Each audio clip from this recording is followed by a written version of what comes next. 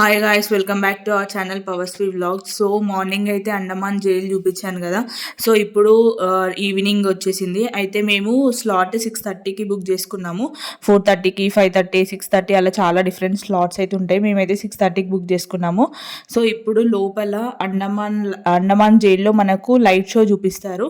అంటే అండమాన్ జైల్ని ఎలా కట్టారు, ఎవరు కట్టారు, అండ్ ఎన్ని జైళ్ళు ఉంటాయి ఇక్కడ, దీని హిస్టరీ అంతా చెప్తారు. అండ్ ఎలా శిక్షలు విధించే వాళ్ళు, ఎలా ఫ్రీడమ్ వచ్చింది, అలా ప్రతి ఒక్కటి మనకి లైట్ షోలో కనిపిస్తుంది. సో చూడండి, లైట్ షో అనేసరికి కలర్స్ ఎంత మంచిగా మొత్తం అన్ని లైట్స్ పెట్టేసిండ్రు, చాలా చాలా బాగుంది. సో వీళ్ళందరూ జనాలు అన్నట్టు. దీని ముందే ఒక పార్క్ కూడా ఉంటుంది. సో మనం వచ్చి అక్కడ వెయిట్ చేయాలి. మనకు డిఫరెంట్ స్లాట్స్ అవైలబుల్గా ఉంటాయి. సో మనం ఆన్లైన్ అయినా బుక్ చేసుకోవచ్చు, ఆఫ్లైన్ అయినా బుక్ చేసుకోవచ్చు. సో టికెట్ చూసి అయితే లోపలికి పంపిస్తారు. చూసారు కదా, ఇది స్టేడియం. సో ఆ స్క్రీన్ పైన మనకు అంతా కనిపిస్తుంది. సో చూడండి, చాలా చాలా బాగుంది. ఎవరికైనా చూసి తట్టుకోలేని వాళ్ళు ఉంటేనైతే ఇప్పుడే స్కిప్ చేయొచ్చు వీడియోని. కానీ వీడియో నచ్చితే కనుక తప్పకుండా ప్లీజ్ ఒక లైక్ చేయండి. నాకు ఎక్కడైతే ఇంట్రెస్టింగ్ అనిపించిందో అక్కడ నుండి వీడియో అయితే పెట్టాను, చూసేయండి. माता की उम्मीदों पे न डाले पानी,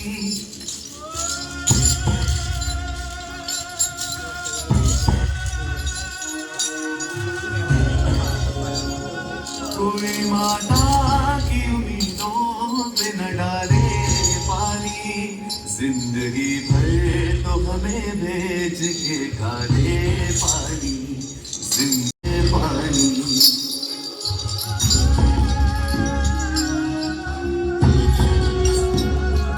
आसमां क्या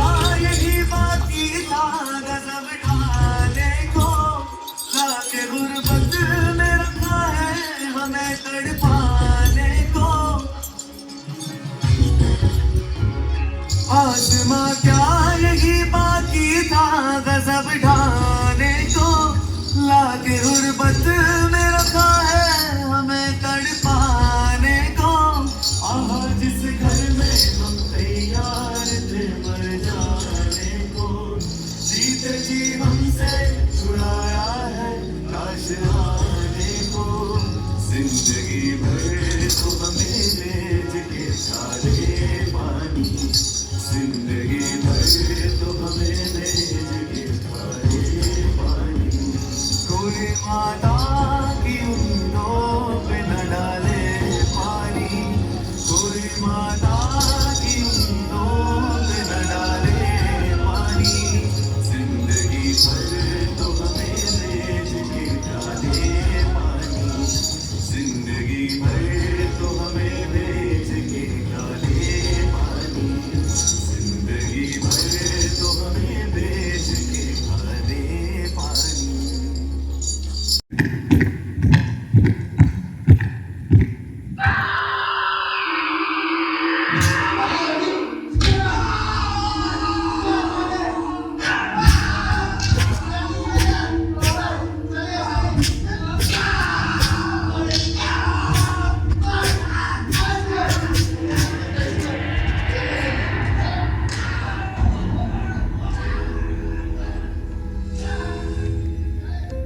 अब भी मौजूद है जुल्मों की निशानी लोगों, दरो दीवार पे लिखी है कहानी लोगों। कहां से शुरू करूं ये कहानी, जुल्म सितम की ये दास्तां, आजादी के परवानों की वीरता और त्याग की गाथा। मैं जो एक रूह हूं, आत्मा हूं, उन तमाम लोगों की जिन्होंने अपने खून पसीने से, अपने बलिदान से, जान की कुर्बानियों से इस मिट्टी के जर्रे जर्रे को आजादी का तीरथ बना दिया। मैं गवाह हूं उस जुल्म का जो यहां आदम के बेटों ने आदम के बेटों पर बेरहमी से ढाया। सदियों से मैं इसी जगह मौजूद हूं। मेरे सीने में दफन है वो सारी कहानियां जिन्होंने इन हरे भरे खूबसूरत टापुओं को वो खौफनाक नाम दिया, काला पानी।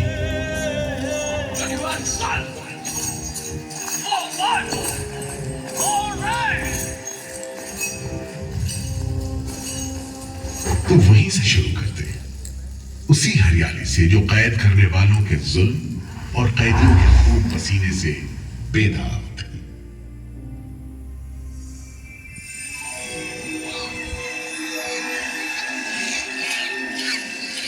वो का नाम रामायण के प्रतापी वानर देवता अंडमान यानी हनुमान के नाम पर रखा गया।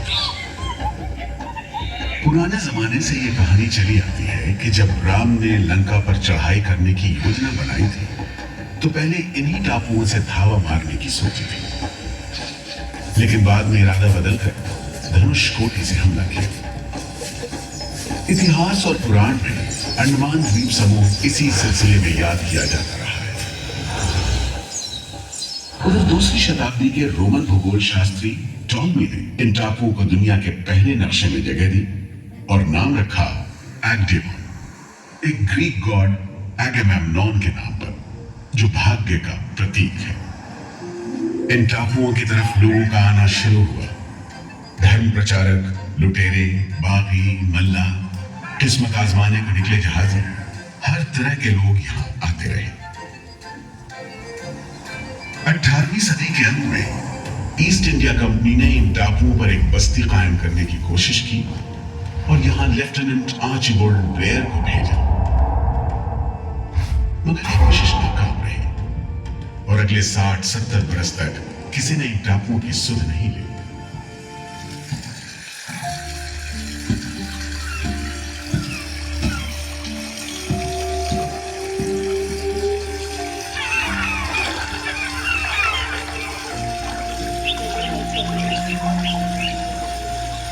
खामोश लहरें उठती और बैठ जाती। उगते सूरज के साथ पक्षी जागते और डूबते सूरज के साथ इन टापुओं पर जिंदगी सुकून से सो जाती। कि तभी भारत का पहला स्वाधीनता संग्राम यानी 1857 की आजादी की लड़ाई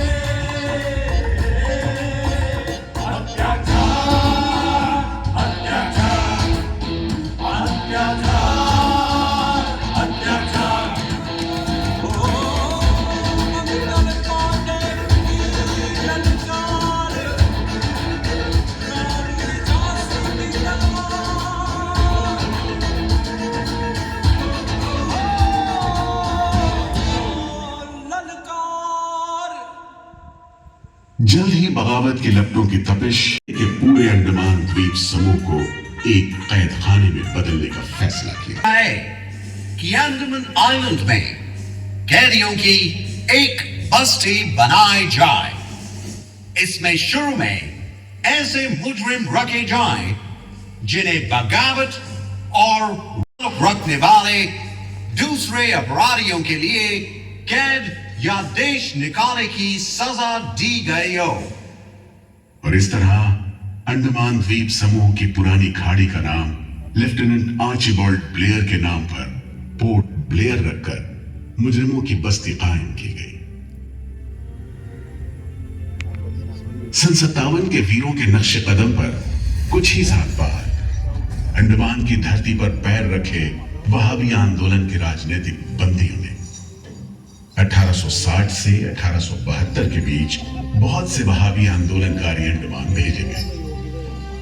सरहदी सूबे का रहने वाला एक पठान शेर अली आफरीदी भी अंडमान में उस समय उम्र कैद की सजा काट रहा था और अंग्रेजों से बदला लेने के लिए मौके की तलाश में था।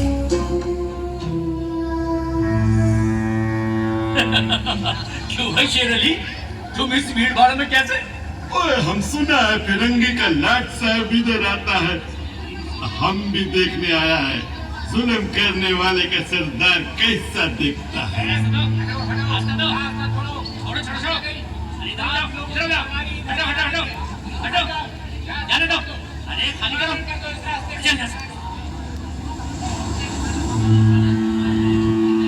अरे देखो देखो आ गए लॉर्ड साहब, अभी बहादुर आ गए। मिस्टर बर्ड, मैं सोचता हूँ कि इस खूबसूरती के बीच रहने के लिए प्रिजनर होना भी मैं एक्सेप्ट कर लेता। Yes, indeed. Just look how beautiful this place is. ये प्रिजनर लोग इस खूबसूरती को नहीं देखते, वरना इस टापू को प्रिजन नहीं स्वर्ग समझते। यस सर, आप ठीक कहते हैं। इधर आइए प्लीज। हम तुमको खत्म कर देगा फिरंगी जालिम। कैदियों के साथ तुम लोग जो हैवानी सलूक करते हैं, हम बर्दाश्त नहीं करेगा। अरे ये शेर अली है, सजा याफ्ता कैदी, सजा में रियायत पाकर नाई की दुकान चलाता है। जैसा कि होना था, शेर अली को फांसी हो गई।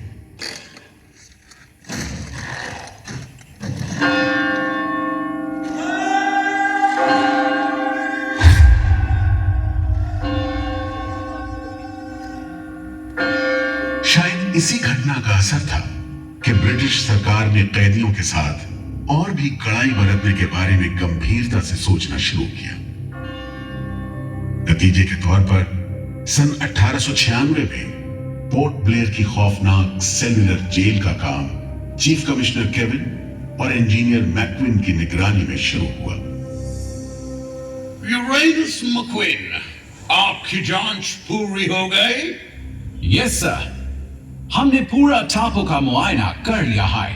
तो आपके हिसाब से जेल कहाँ बनेगी? मेरा राय में जेल इसी जगह बने तो अच्छा रहेगा सर।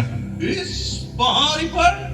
यस सर, हम इस पहाड़ी को ईस्ट का तरफ ऊपर से काट कर समुद्र से 60 फीट की ऊंचाई पर मैदान बना देगा। इससे दो फायदा होगा, जेल के लिए जगह निकलेगा और पहाड़ी काटने से जो मिट्टी निकलेगा उससे हम नीचे का दलदल को भरकर ऑफिसर्स के लिए टेनिस एंड क्रिकेट खेलने का मैदान, इवन जिमखाना क्लब भी बना सकता सर। तय हुआ कि 5 लाख रुपए की लागत से पोर्ट ब्लेयर की इस पहाड़ी पर जेल बनेगा। फौरन कारीगरों के अलावा 600 कैदियों को काम पर लगा दिया गया। इस जेल में एक वक्त में 700 कैदियों को बंद रखा जा सकता था। योजना के अनुसार जेल के बीचों बीच एक मीनार बनाई जानी थी, जिसकी 7 दिशाओं में 7 खंड किसी सितारे की भुजाओं की तरह निकले होंगे। हर खंड में 3 मंजिलें बनाई जानी थी और 7 खंड में कुल मिलाकर 698 कोठरियों का निर्माण होना था। ईंटों की ढुलाई के लिए ट्रेन की 5 मील लंबी पटरी बिछाई गई। इमारत बनाने के लिए ढेर सारे सामान बर्मा से मंगवाए गए। जेल को बनाने में कोई 3 करोड़ ईंटें इस्तेमाल की गई। इंसानी खून पसीने की तो कोई गिनती ही नहीं।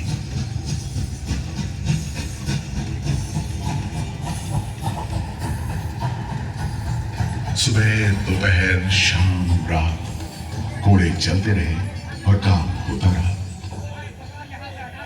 दीवारें उठनी शुरू हो गई। आखिरकार 10 साल बाद सन 1906 में यह विशालकाय जेल तैयार हुआ और यहीं से अंडमान में इतिहास का सबसे काला दौर शुरू हुआ।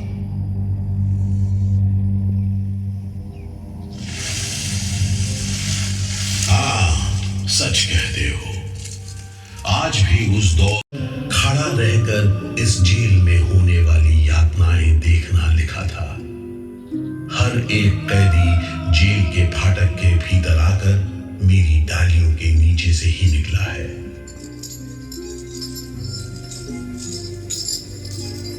जैसे जैसे अंग्रेजी शासन के खिलाफ आजादी की मांग तेज हुई, ब्रिटिश सरकार ने सेलुलर जेल के फाटक हर छोटी बड़ी बात के लिए खोलने शुरू कर दिए। किसी ने पर्चा निकाला तो अंडमान जेल, किसी ने लेख लिखा तो अंडमान जेल। लेकिन जब आजादी की लौ दिल में जल रही हो तो लोगों को कब तक रोका जा सकता है? 20वीं सदी शुरू होते होते फिरंगी सरकार के खिलाफ जंग में तेजी आ गई। अलीपुर षड्यंत्र कांड, चटगांव डकैती कांड, काकोरी कांपला विद्रोह, नासिक षड्यंत्र, कितने मामले गिनवाए, ये सूची लंबी है। लिहाजा एक नए किस्म के अभियुक्तों ने अंडमान की सेल्युलर जेल में कदम रखा। ये नई किस्म थी क्रांतिकारियों की। क्या शानदार लोग थे, मस्ती में झूमते गीत गाते जेल में कदम रख रहे थे, मानो जेल नहीं मंदिर जा रहे हो। आजादी के ये परवाने देश के कोने कोने से आए थे। सरफरोशी की तमन्ना अब हमारे दिल में है, देखना है जोर कितना बाजुए का। पंडित परमानंद शास्त्री, बटुकेश्वर दत्त, सचेंद्रनाथ सान्याल, आदमी के दिल में स्वाधीनता की लौ जल रही थी। इस जोत को बुझाने का काम ब्रिटिश सरकार ने जिस अफसर को सौंपा वो था सेल्युलर जेल का जेलर डेविड बेरी। जमादार, सीलन भरी बदबूदार हवा में कैदियों का बंदी जीवन शुरू होता है। बेड़ियों की आवाज, वार्डनों की गाली गलौज और मार खाते कैदियों की चीख पुकार से गूंजते कोठरियों का दम घुट माहौल कड़े से कड़े इंसान को तोड़ने के लिए काफी था। लेकिन इन कोठरियों में ऐसे बंदी भी आए जिन्हें ये माहौल हताश करने की बजाय जुल्म का मुकाबला करने की प्रेरणा देता रहा। वीर विनायक दामोदर सावरकर, ये नाम ऐसे ही बंदियों में बड़े सम्मान के साथ लिया जाता है।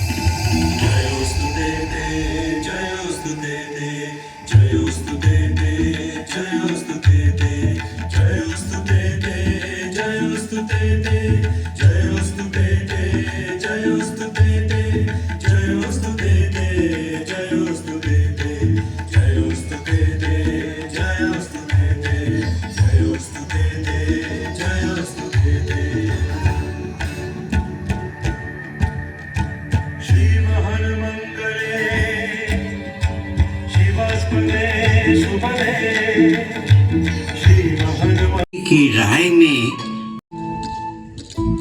आप सब हड़ताल वापस ले लें और हम पर भरोसा रखें। हम आपको राहत दिलाने के लिए पूरी कोशिश कर रहे हैं।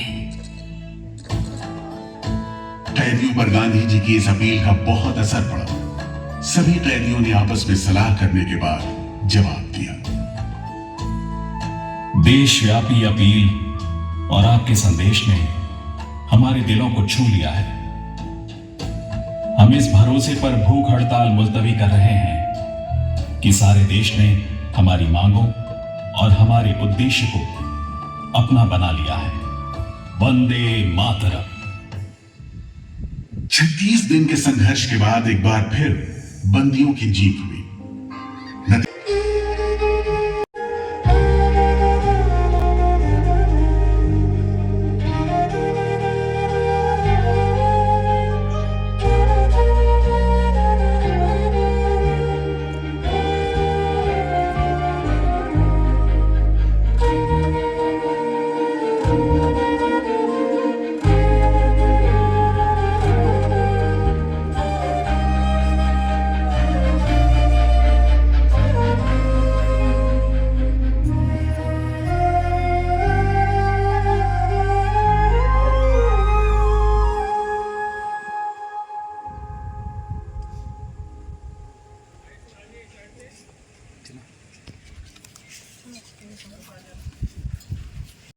సో గైస్ చూసారు కదా Andaman jail show, cellular jail show or light show whatever it is. So ఎంత బాగనిపించిందో నాకైతే. అసలు ఇంతగా త్యాగం చేసిండ్రా మన కోసము, లేదంటే ఇంత కఠినంగా ఉంటాయా శిక్షలు అని కూడా అనిపించింది. మీకు ఎలా అనిపించింది అనేది కమెంట్స్లో చెప్పండి. అండ్ వీడియో మొత్తం చూసినందుకు thank you so much. And నచ్చితే కనుక ప్లీజ్ ఒక లైక్ చేయండి అండ్ మీ ఫ్రెండ్స్కి ఫ్యామిలీకి కూడా షేర్ చేయండి, సో దట్ అది మాకు సపోర్టింగ్ ఉంటుంది. అండ్ నేను ఇక్కడ నాకైతే ఏవైతే ఇంట్రెస్టింగ్ ఎలిమెంట్స్ ఉంటాయో అవి మాత్రమే పోస్ట్ చేశాను. ఇది అరౌండ్ ఒక 1 hour దాకా ఉంటుంది. సో మీలో ఎవరికైనా ఇంట్రెస్ట్ ఉంటే ఇంకా వేరే వీడియోస్ కూడా చూడొచ్చు. Let's meet in another vlog. Bye guys.